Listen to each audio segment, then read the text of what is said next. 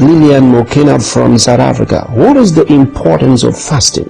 And what is the worst sin you could ever commit that God can't forgive? Well, firstly, the significance, we said, what is the importance of fasting? Well, the Bible tells us about fasting. Right from the Old Testament into the New, we find that people like us, believers like us, did fast.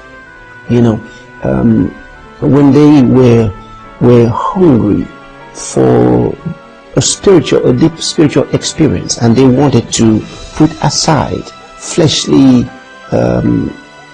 concerns. That means concerns of this world, carnal concerns. Then they fasted. When they wanted to have more attention to the things of God, they fasted. And when they were praying and they wanted to turn their antenna to God, in other words, to be able to hear the Spirit of God better and not be influenced by the environment, they fasted. That's the importance of fasting. You see, fasting is also an act of worship and commitment and dedication to God. When you fast, you see, you're separating yourself from other things at the moment and separating yourself unto the Lord. It's part of your sanctification, for the moment, for the period in which you fast. Your second question is, what is the worst sin you could ever commit that God cannot forgive? Now, there is no such sin that God cannot forgive.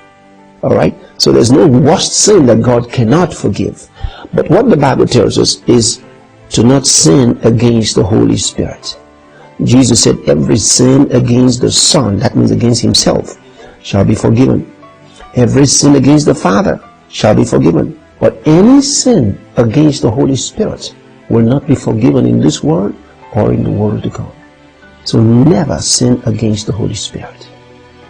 Now, don't let anybody lie to you that you have sinned against the Holy Spirit.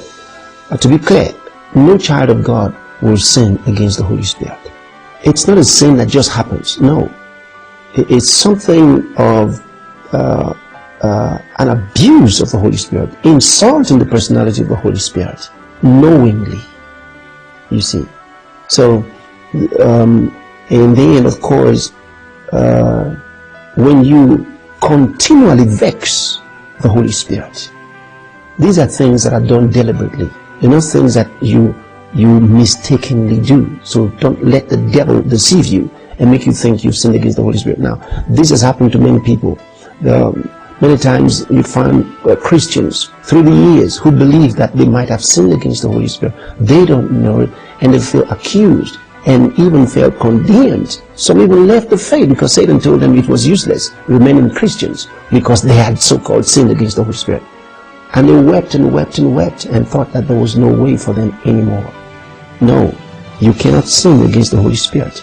If the Holy Spirit lives in you and you love God, as long as the love of God in your heart is in your heart, it's not possible for you to sin against the Holy Spirit. I say that again, as long as the love of God is in your heart, it is not possible for you to sin against the Holy Spirit.